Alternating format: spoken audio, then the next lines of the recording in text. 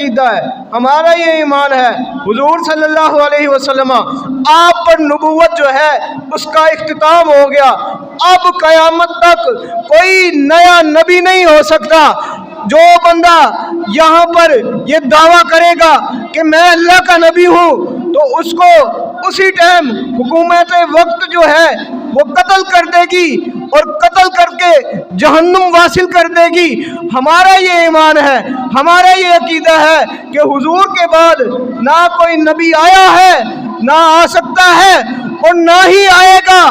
اور جو بندہ قادیانیوں کے لیے یا اس کے علاوہ جو بھی نبوت کے دعوے دار ہیں ان کے لیے نرم گوشہ رکھے تو ان کا کیا حکم ہے؟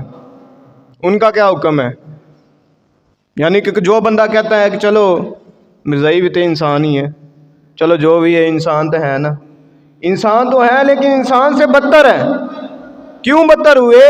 کہ اللہ تعالیٰ قرآن میں فرماتا ہے کہ ہر گناہ کی معافی ہے, شرک کی معافی میں نہیں دوں گا. انہوں نے ایسا گناہ کیا ہے جو شرک پھر رسالت ہے, اور شرک جیسا بھی ہو اللہ تعالیٰ معاف نہیں کرتا. تو اس وجہ سے یہ انسانوں سے بھی بدتر ہے. اور جو ان کے لیے نرم گوشہ رکھے, جو کہے کہ یار چلو کوئی نہیں, چلو تسی مان لو کافر ہے لیکن حقوق تو انہوں نے بھی ہیں نے, تو ان کے لیے کیا فتویٰ ہے؟ اعلیٰ حضرت امام اہل سنت مجدد دین و ملت پروانہ شمع رسالت الشاہ امام احمد رضا خان فاضل بریلوی رحمۃ اللہ تعالیٰ علیہ, آپ نے یہ لکھا کہ حرمین کے علماء یہ فرماتے ہیں. کس جگہ کے؟ حرمین. حرمین کون سی جگہ ہے؟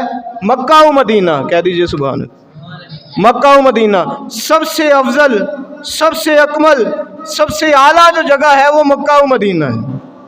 مکہ اور مدینہ کے علماء یہ فرماتے ہیں جو بندہ یہ دعویٰ کہے کہ میں حضور آخری نبی ہے, اور اس کے بعد کوئی بندہ یہ دعویٰ کرتا ہے کہ میں بھی اللہ کا نبی ہوں, تو مکہ اور مدینہ کے علماء جو ہے اعلیٰ حضرت نے لکھا وہ یہ فرماتے ہیں کہ وہ بندہ اسی وقت دائرہ اسلام سے خارج ہو گیا, اسی وقت دائرہ اسلام سے خارج ہو گیا.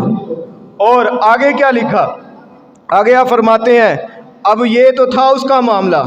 ایک بندہ ہے جو اس کے لیے نرم گوشہ رکھتا ہے, جو اس کو اپنا بھائی کہتا ہے, جو اس کے لیے نرمی اختیار کرتا ہے, یا اس کے کفر میں شک کرتا ہے, یا شک نہیں صرف وہم کرتا ہے, یا وہم نہیں صرف تصور ہی کرتا ہے.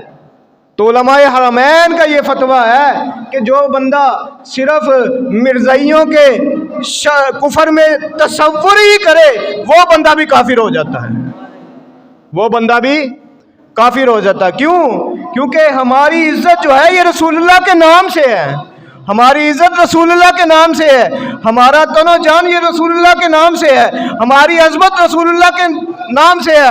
اگر رسول اللہ صلی اللہ علیہ وسلم کی ناموس جو ہے یہ محفوظ نہیں رہے گی تو نہ یورپ میں امن ہوگا, نہ پاکستان میں امن ہوگا, نہ کسی جگہ میں امن ہوگا.